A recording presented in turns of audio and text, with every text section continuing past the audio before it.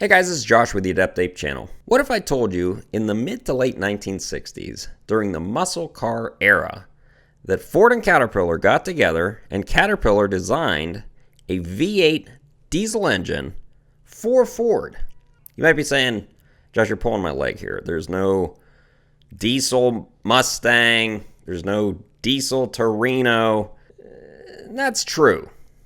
But Caterpillar and Ford did get together and they did make, well, Caterpillar designed it, a V8 diesel engine that actually was used for on-road use. However, Ford didn't put it in their cars. Ford, of course, was using it in their trucks, but it didn't end up only going in trucks. It ended up going in a variety of things over the years and turning into an engine that went on to last way, way longer into the 80s, even in the early 90s. And what is the engine I'm talking about? Well, it's the 1100 series of Cat engine, which I, to tell you the truth, before researching this, had only heard of a little bit and didn't really know hardly anything about them. Let's learn a little bit more about the Cat 1100 series of engine. So when it comes to discussing these older engines like this, I always wonder what the best strategy is to start off with. And I think what we'll just start off with is the nomenclatures, the names of it. And of course, it's 1100 series, but there was no 1100 engine. So according to Cat, there was an 1140, an 1145, an 1150, and 1160. Now, they all use the same head, same block, same bore. The difference is basically the displacement. Now, the 1140 and the 1145 were the same displacement, same stroke, same bore, horsepower difference, though. None of these were supercharged, none of them were turbocharged. And the horsepower ranges were for the 1140, 135 horsepower. Now, how big of an engine is this? It was a 522 cubic inch. 6.8 liter diesel engine. It also weighed 1,200 pounds dry. 1,200 pounds, folks, and it made 135 horsepower. Now, of course, it made more torque than horsepower because that's generally why you get a diesel. Made 277 foot-pounds of torque. So that's not even that much torque either for the weight. Its part-to-weight ratio was only 8.8 pounds per horsepower. And we're talking about the 60s, folks. A gas engine, you could get almost a 1-to-1 or maybe even better than that, 1-to-1 ratio in horsepower to pounds, or power-to-weight ratio there. But on these diesels, it was horrible. Now, that does improve as you increase in displacement here, because remember, folks, it's the same block, so they all weigh the same. And it's kind of weird that they even made this. Why would they make an 1140 and 1145? When they're the same parts, basically, but one's rated 25 horsepower more than the other one.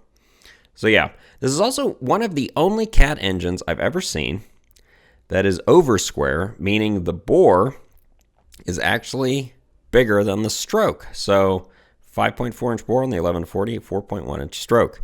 So it actually is over square. Very weird for a Cat diesel engine. So we'll skip the 1145 because we just discussed this. The 1150 is a totally square engine. Also not something you see a lot in diesel engines. So the 1150 was a 9.4 liter, 573 cubic inches, 5.4 inch bore, 5.5 inch stroke. It also weighed 1,200 pounds. Like I said, they all weigh the same. Made 185 horsepower and 403 foot-pounds of torque. And its power-to-weight ratio was 6.4 pounds. So we're getting better. Remember, power-to-weight ratio you want as low as possible, not as high as possible. And then you get up to the 1160, which is a 5.4 inch bore, 5 inch stroke, 636 cubic inches. Now, remember that 636, that ties into some stuff later. 474 foot-pounds of torque and 210 horsepower. And it had a 5.7 pounds per horsepower power-to-weight ratio. So the other names for this, and you may have seen one of these and not even known it. So other names for this engine, like I said, it's 1100 series, but also in the Fords, they were generally called a 636 or a V636 if it was the 1160. And so you might have seen one of those and not known it. That's actually a Cat engine. Usually in the Fords, they would be painted blue. Although I have seen some that are yellow. I don't know if that's because the engine got replaced or what the deal is with that. But yeah, you'd get them. And initially, these were pretty much only in Fords. Also, Cat had another name for them also. I don't know why Cat does this sometimes. But Cat had 3160. Not 3116. That was an engine that was developed later and was an inline six. This was a 3160. Now, if you're familiar with Cat diesel engines, there's already a 3116. There's a 3126. There's a 3176, a 3196. None of those engines existed yet when this one was called a 3160, though. I'm not sure when it got that designation, or if that was only in equipment or something, or if that was also in marine applications. But yes, you could also see a tag that said 3160 on this. If you see that, that is a 1100 series engine. Now, of course, with any of these older engines, too, you get different information. Like, if you look online, you'll find that they were rated at 225 horsepower. However, from that information there directly from Cat, it was 210 horsepower on the 1160. So not exactly sure. Maybe that was later. Maybe that was an earlier model. Design was the 210. But like I said, there was no turbocharged version or supercharged version of this engine. What were some quirks about this engine? Now, like we already mentioned, this was a V8. Not really. You don't see a lot of V8 diesels, at least from Caterpillar, other than very large versions like 3408, 3500 series, stuff like that. So most Cats anymore, or well, in general, are inline six engines, not V8s. Of course, Ford didn't have the biggest hood design, so that's probably why they wanted a V8, because this, while a 10-liter engine, quite compact for its size. If you look at Cat's other 10-liter engines they made, like the 3176, the C10, 3306, they're all inline sixes. Of course, they're narrow, but they're tall and long, unlike the V8. Now, this was a parent bore engine. This does not have wet liners. So much like an automotive engine, it can't be rebuilt in chassis by replacing the cylinder liners, which makes it easier to manufacture, but of course, if there's a major problem, it makes it harder to fix. It had a scroll-style fuel system. The fuel pump is an inline fuel pump, so it's an 8-row plunger-style fuel pump, and this engine ended up turning into the 3208. So the same displacement, same bore, all that stuff is the same from the 3208 and the 1160, but there were a lot of changes between them. We'll get into that a little later. But the reason I mention that as a fuel pump is probably the easiest way to tell if there's no stickers on it, because this had the inline fuel pump that had 8 plungers in a row, whereas the 3208 had a V8 style fuel pump, so it had 4 and 4. I'll show you a picture, but that's probably the easiest way to tell if you're looking at one and there's no sticker or tag and you want to see what the heck the difference is. So other things. So it had not necessarily a reverse flow cooling system, but it actually had the thermostat on the inlet of the water pump, which is the cold side.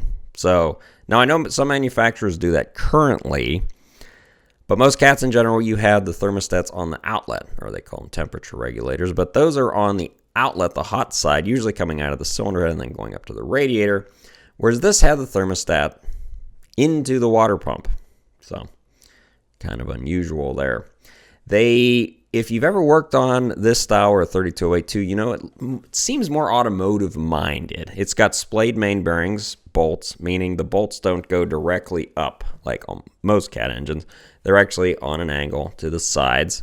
It's a pushrod engine. Camshaft is in the block, so it's not overhead cam or anything like that. The camshaft is much smaller than if you've ever pulled a C15 cam out, you know it is much smaller. It's also much shorter because it's such a shorter engine, being a V8 design.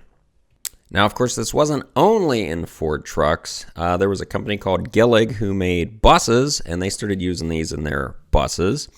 Also, Cat equipment. You can find Cat equipment. I got a little video here of a scraper that is using this engine. So they were out there on various things, different tractors. Like I heard John Deere and Oliver Tractor, you could actually get this engine in some of the tractors or as a replacement for their tractor engines that were already in there from the dealer.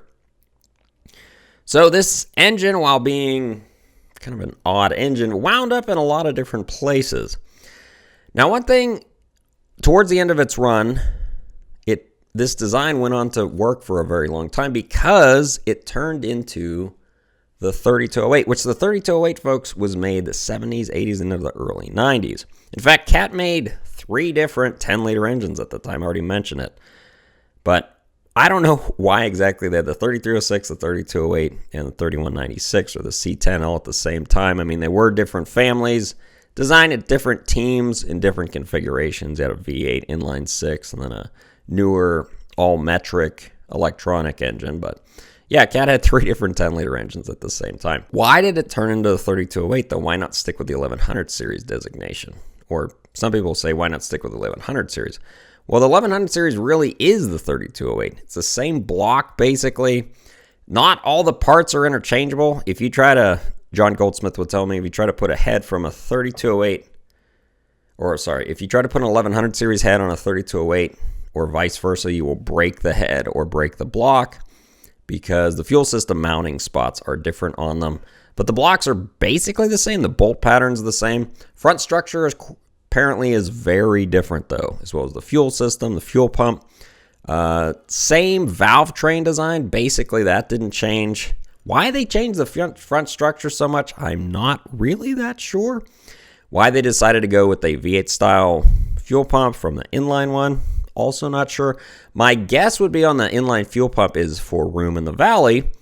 And the reason you want more room in the valley is because Cat did make a turbocharged 3208. Of course, 210 horsepower at 10 liters is not a lot of horsepower, but Cat with the turbocharged version, of course, would get up into 275, and some of the Marine ones made more than that. So with a turbocharger, I think they probably could have just kept the 1100 series designation, added a turbocharger, and made this engine run much longer. Instead, for some reason, they went with the 3208 designation, which has the same bore, 5.4-inch bore, and a 5-inch stroke, 636 cubic inches. So basically the same engine as the 1160, but they redesigned some of the cooling system, the front structure, added, well, not all 3208s are turbocharged, but you could get a turbocharger on the 3208s. And then, yeah, turn into the 3208, and then it basically kept running from that point. So yeah, folks, that's the 1100 series. Kind of an interesting part of diesel engine history there. I mean, the long and short of it is Ford wanted a V8, small size, didn't need to make a lot of horsepower. Caterpillar delivered. Apparently, it sold over 160,000 units. Ran for over a decade, or was produced for over a decade. It eventually turned into the 3208, which was made for quite a long time, about 3 decades. Which now does not get made anymore, but folks, this engine didn't make a lot of horsepower. Cool engine. Maybe you'll run across them. Maybe you're running a truck or a boat or something in them. If you do, leave a description of the engine, what you think of it, in the comment section. And as always, thanks for watching.